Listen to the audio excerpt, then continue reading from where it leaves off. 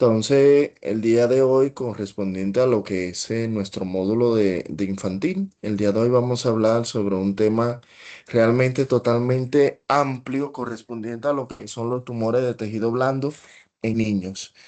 donde hay una magna dentro de lo que es la clasificación de estos tumores y que realmente vamos a enfocarnos en lo que son los principales, lo que más se presentan en los niños que tenemos que sospechar para hacer un buen diagnóstico.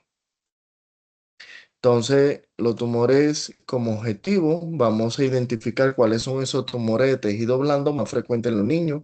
cuáles son los conceptos generales que debemos de saber sobre estos tumores de tejido blando, cómo se clasifican los tumores de tejido blando y cuál es el método de elección frente a estos tumores. Dentro de los tumores de tejido blando hay que tener pendiente de que son de origen mesenquimal, no son de tejido epitelial como se pueden ver en otro tipo de tumores, como por ejemplo los tumores que se presentan a nivel de lo que es la mama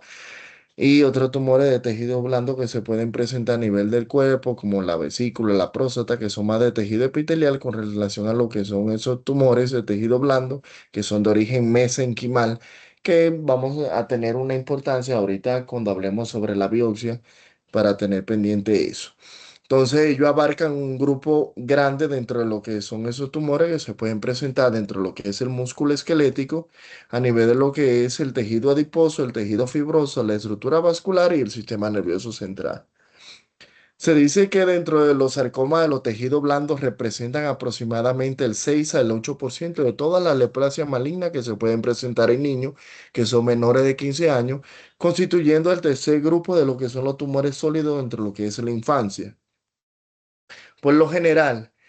estos son pequeñas lesiones que se pueden presentar y que se pueden extirpar de inmediato. Se estima que dentro del 25% y el 43% de los tumores que son remitidos a un centro especializado ya con un oncólogo o un ortopeda oncólogo tras una excisión o una biopsia totalmente inadecuada dentro de lo que es su toma, aumenta lo que es el riesgo de recidiva. Desde un 20 de un día a un 20% llega a aumentar a un 70 o un 90% y producir hasta metástasis. En Estados Unidos se diagnostican aproximadamente 850 a 900 sarcomas de tejido blando en niños y adolescentes menores de 20 años. Por lo general, cuando encontramos algún tipo de hallazgo, una masa incidental o una masa de tejido blando que son inespecíficos, al realizar una imagen, la certeza diagnóstica no siempre es la adecuada y por eso la biopsia es un componente muy importante dentro de lo que es el diagnóstico de estos tumores.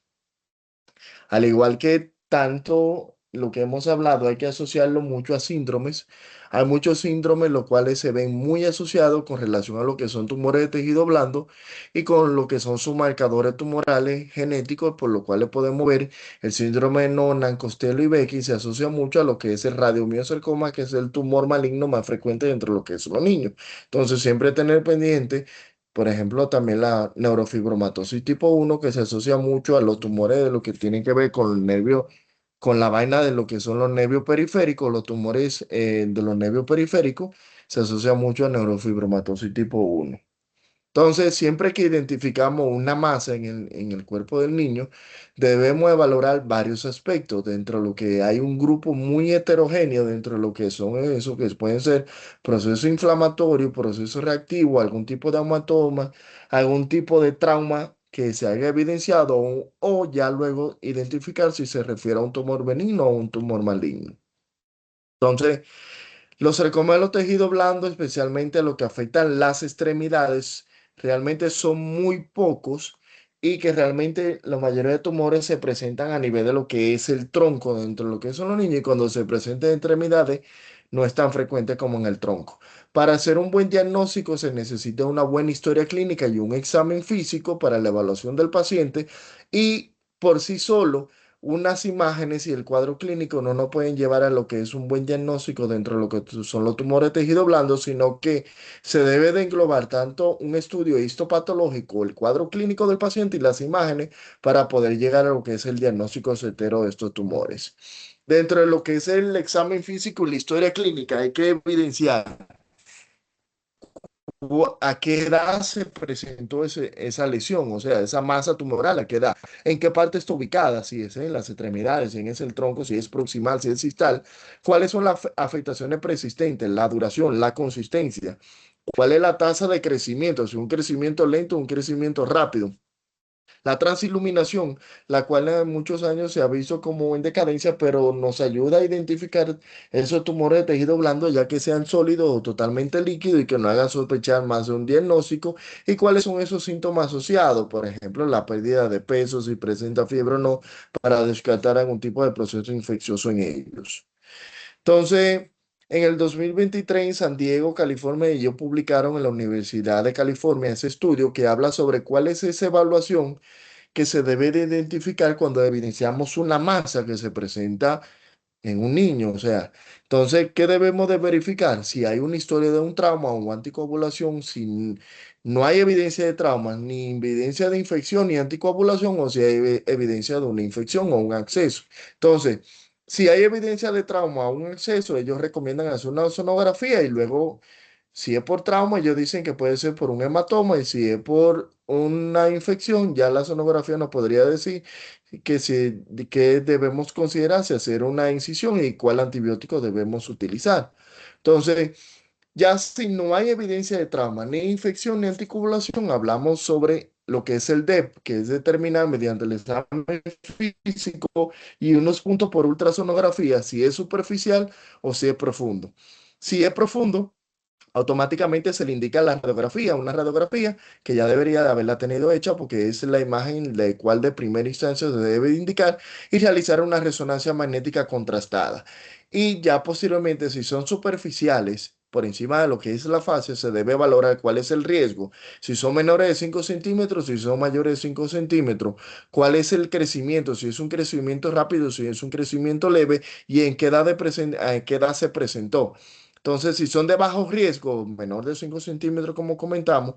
entonces valorar la clínica del paciente y darle un seguimiento semanal o mensual, realizar imágenes y luego posterior verificar, hacer una incisión si ese tiene alguna sintomatología que lo comprometa. Y ya si son más de 5 centímetros, ellos concuerdan con completar, realizar resonancia magnética contrastada y referir a un ortopeda oncólogo. Dentro de las imágenes, la radiografía es nuestra primera arma de elección, ya que en ella podemos diferenciar si nos enfrentamos dentro de lo que sería un tumor óseo que puede ser con un crecimiento hacia lo que es los tejidos blandos o una infiltración a tejido blando, o si nos enfrentamos solamente a una masa que este tejido blando, o sea, me sirve más para destacar lesiones óseas. La sonografía y la tomografía mayormente te dicen la mayoría de los estudios que nos ayudan más con relación a lo que es el diagnóstico a la hora de la toma de la biopsia para nosotros hacer una biopsia dirigida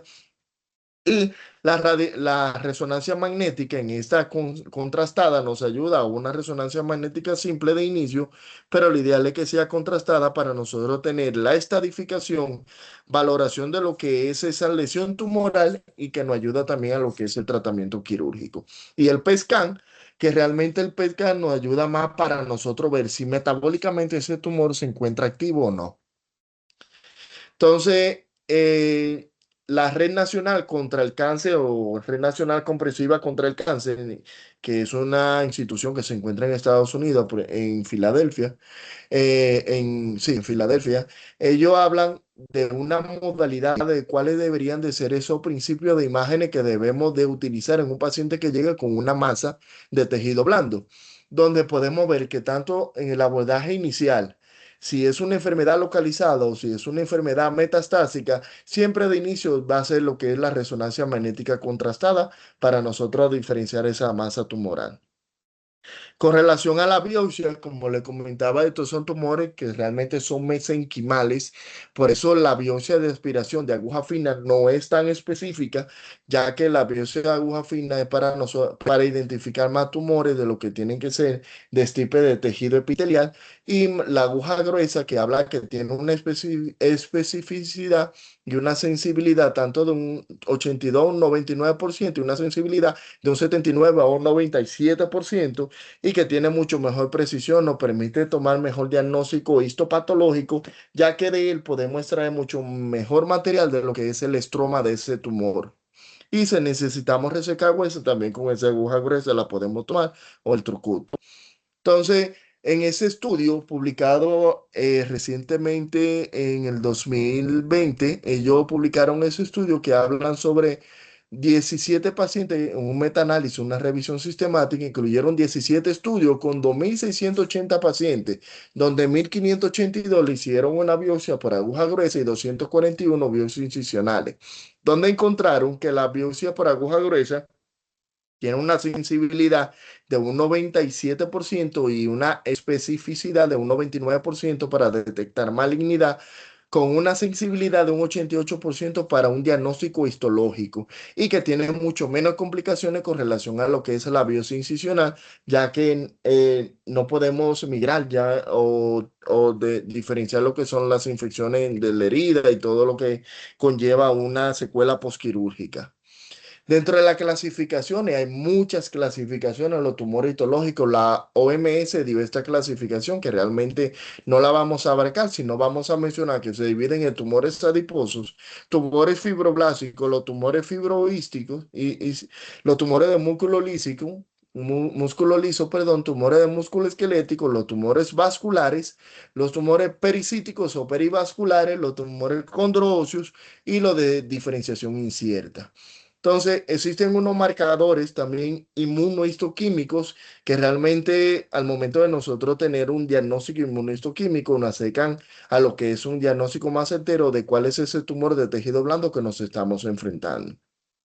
Entonces, hablando ya de los tumores benignos que se pueden presentar más frecuentes en los niños, empezamos con los vasculares. Dentro de los vasculares, lesiones vasculares y tumores son masas de tejido blando más frecuentes en los niños. Se presentan mayormente como malformaciones simples, o sea, de un solo tipo, o pueden ser combinadas, ya sea venoso capilar, y que el uso de la sonografía doble tiene un papel fundamental dentro de lo que son estas lesiones, ya que nos ayudan a diagnosticarla. Entonces, el primero que encontramos es el hemangioma. Los hemangiomas infantiles suelen pasar de una fase proliferativa inicial seguida de una involución espontánea, donde antes de los 5 años ellos se involucionan hasta un 50% y hasta la adolescencia puede ser hasta un 95% de su involución y solamente se deben de extirpar o hacer algún tratamiento quirúrgico si esto pueden comprometer o hacer algún compromiso en una estructura vital. A nivel de imágenes se puede ver como una masa a nivel dorsal de lo que es el tronco de los niños, que es lo más frecuente que se pueden encontrar, y a nivel histológico, en el corte histológico se puede ver como ese hemangioma existe lo que es una proliferación dentro de lo que es el endotelio vascular. Existe una diferencia dentro de lo que es un hemangioma, dentro de lo que serían malformaciones vasculares. Por ejemplo, al nacer, los hemangiomas se presentan en menos de un 50% y una malformación vascular se puede presentar en más de un 90%. La característica clínica, los cambios de color no son comprensibles con relación al hemangioma y con relación a las malformaciones vasculares son estables. O sea que el hemangioma puede cambiar de color. Ya en caso de lo que son las malformaciones, siempre sigue siendo el mismo color. Con las imágenes, los hemangiomas son masas bien definidas, son homogéneas y que resaltan o realza con el contraste y todo lo contrario con lo que son las malformaciones vasculares. Y eso hay que tenerlo pendiente. Y ya con relación a la patología o histopatológico, se ve que hay proliferación, como mencionamos en el corte histológico, y en las malformaciones vasculares no se ven. Otro de los tumores benignos frecuentes en niños tenemos el tumor glómico, que es un tumor perivascular, el cual existe unas diferencias con relación a lo que son los tumores glómicos que podemos encontrar en los adultos. Mayormente son tumores multifocales que pueden ser muy infiltrantes y que su localización no se ve como en los adultos, que se ve a nivel subungual, sino que se puede encontrar a nivel multifocal, como su nombre lo dice, y se asocia mayormente a un gen autosómico dominante que es la glomulina del gen 1p21 al 22 asociado principalmente a neurofibromatosis tipo 1. Entonces, la fibromatosis se trata de un grupo muy heterogéneo de proliferaciones fibroblásticas o miofibroblásticas benignas y de agresividad intermedia no metastásica con un comportamiento clínico muy variable. Dentro de estos fibromas vamos a encontrar el primer tumor más común dentro de lo que son ellos, que son el miofibroma o el miofibromatosis infantil, que es un tumor fibroso más común de la infancia, puede ser solitario en casi 80% de los casos o presentarse más tarde en la niñez y o pueden ser multicéntricos generalizados que se pueden presentar al nacer y que afecta a varias vísceras que tienen muy mal pronóstico. Y realmente la evaluación clínica se caracteriza por una regresión espontánea, o sea, ellos tienden a desaparecer con el crecimiento, excepto los que son generalizados, que tienen muy mal pronóstico, y solo se debe hacer un tratamiento quirúrgico si compromete o limita lo que es el movimiento o una estructura vital. Las presentaciones más frecuentes de estos tumores son lo que es la piel, el hueso y el tejido celular subcutáneo. La fibromatosis desmoide es otro tumor benigno dentro de lo que son la fibromatosis, bastante común en los niños y generalmente se asocia a una aponeurosis que lo cubre. Se puede ser esporádica o presente o asociada con polipomatosis familiar o síndrome de Gardner-Funda y la presentación más común son la extremidad de los troncos, que pueden ser solitarios y multifocales. Aquí tenemos una imagen de un fibroma desmoideo donde podemos ver esa masa totalmente a nivel posterior de lo que es la zona poplitea, con una infiltración a los tejidos blandos y principalmente que no respeta lo que son las fascias. Mayormente se diferencia porque puede haber un diagnóstico diferencial correspondiente con lo que son los liposarcomas. Se diferencia los liposarcomas de que en esos tumores desmoides no presenta un área de necrosis central que sí se ve dentro de lo que son los tumores los liposarcomas. A nivel histológico, son células fusiformes, las cuales están dispuestas en fascículos o láminas. Dentro de los tumores neurogénicos, son menos frecuentes en los niños que en los adultos, pero sí se pueden presentar. Se dividen principalmente los niños, pueden ser schwannomas, neurofibromas o tumores de células granulares, donde los schwannomas pueden separarse o diferenciarse de los neurofibromas porque se separan de fibras nerviosas circundantes, ya que en los neurofibromas no son así. Entonces aquí tenemos una imagen de lo que es un schwannoma, donde podemos ver esa imagen bien circunscrita en un corte T2 con una infiltración o una hiperintensidad tumoral, donde podemos ver una zona peritumoral alrededor de lo que es ese schwannoma, que la denominan como signo de la grasa dividida, que hace referencia a esa cápsula que lo envuelve. Entonces, son lesiones fusiformes, bien delimitadas y su intensa o con una hipointensidad a nivel de lo que es el corte T1. Y aquí se puede ver una a nivel de lo que es la parte posterior del hueco popliteo. Entonces, los neurofibromas pleuxiformes afectan muy diferente a lo que todo es el trayecto de lo que es el nervio y a menudo lo describen como una imagen a nivel de resonancia como si fueran bolsas de gusanos y que se pueden extender a todo lo que son sus ramificaciones periféricas. El tumor de células gigantes tenosinoviales se origina en las articulaciones, la vena tendinosa o los tejidos blandos periarticulares. Puede presentarse como una masa totalmente localizada, como un tumor de células gigantes de la vaina tendinosa o de la sinovitis nodular dentro de una articulación, o ver ser más difuso, infiltrante, como el tumor de células gigantes difuso, que anteriormente era denominada como sinovitis billonodular pigmentada, donde en la resonancia podemos ver tanto los depósitos de hemosiderina que se pueden evidenciar en esos tumores. Entonces, los tumores lipomatosos, que es otro grupo, dentro de los lipomatosos tenemos el principal tumor benigno de grasa blanca embrionaria, que es el lipoblastoma, que se puede observar principalmente en la infancia y la primera infancia. Se observa más frecuente en el tronco y las extremidades y pueden ser superficiales o bien circunscritos o pueden ser profundos o infiltrantes. Mayormente se deben a una mutación de lo que es el gen del 8q13 y se observa casi en el 90% de todos los lipoblastomas. Aquí tenemos una imagen donde podemos ver un lipoblastoma superficial realmente a nivel de lo que es el dorso del pie, donde un corte por resonancia magnética se ve esa masa a nivel dorsal con tabique separado por lo que esos tumores de tejido blando de grasa blanca en esos en el niño y que no es infiltrativo, sino que se queda por encima de lo que son los tendones sensores o facial. Dentro de los tumores malignos, el principal tumor maligno dentro de lo que podemos encontrar en los niños de tejido blando es el radiomiosarcoma. Este se puede presentar de un 3.5 de todos los cánceres en el grupo de edad de 0 a 14 años y su incidencia es de 4.5 por millón de niños y la mitad de los casos se observan en la primera década de la vida. Dentro de la clasificación, ellos se dividen principalmente en plexiforme, mixto, alveolar y embrionario, donde solamente el alveolar y el embrionario lo vamos a encontrar en los niños. Existe una diferencia entre tanto el alveolar como el embrionario, donde el embrionario es mucho más común, se presenta aproximadamente en un 75% de todos los niños que presentan un radiomiosarcoma, afecta 1.5 mayor veces a lo que son los varónicos y el alveolar este igual tanto para el sexo femenino como el masculino y afecta más lo que es el trato genitourinario y el biliar, el embrionario y es más frecuente en las extremidades del alveolar. Pero el embrionario tiene mucho mejor pronóstico con relación a lo que es el alveolar. Entonces,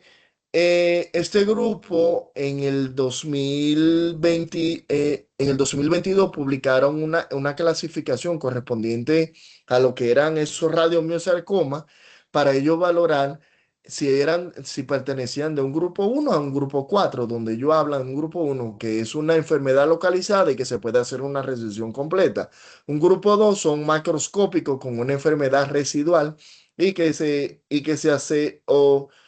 se reseca si se presenta una enfermedad regional. El tipo 3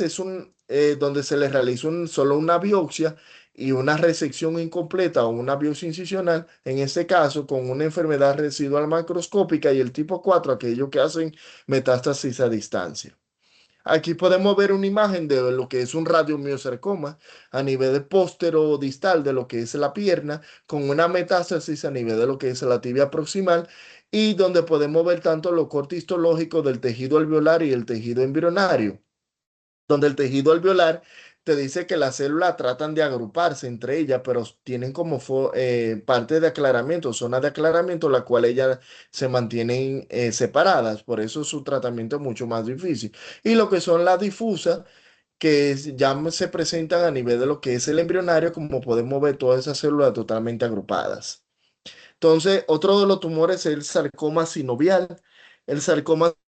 sinovial es el segundo sarcoma de tejido blando más común en niños y adultos jóvenes. Suele resultar engañoso por su nombre, ya que este no produce, no viene por lo que es el origen de una célula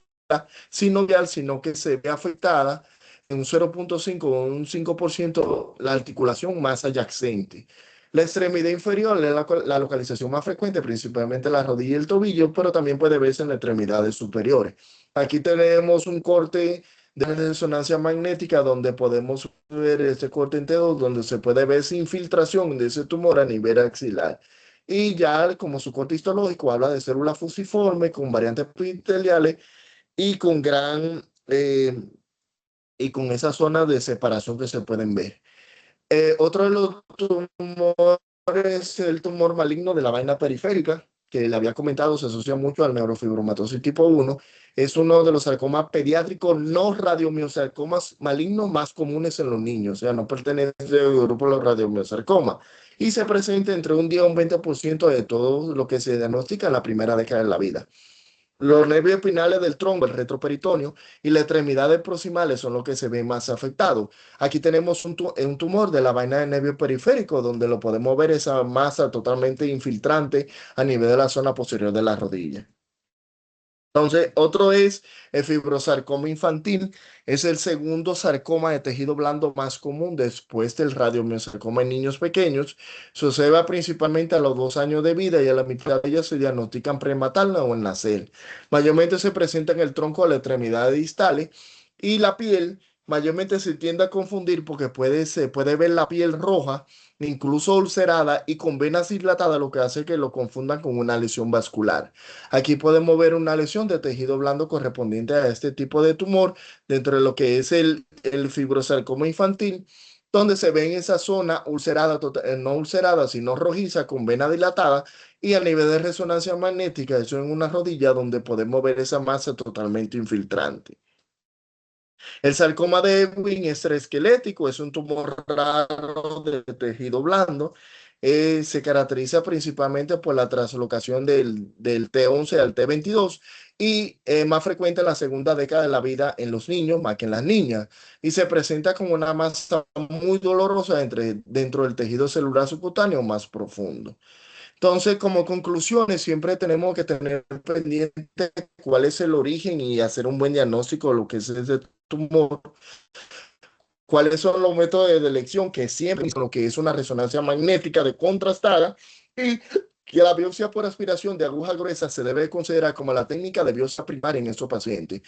Hacer una buena historia clínica complementada de resultados histopatológicos, imágenes,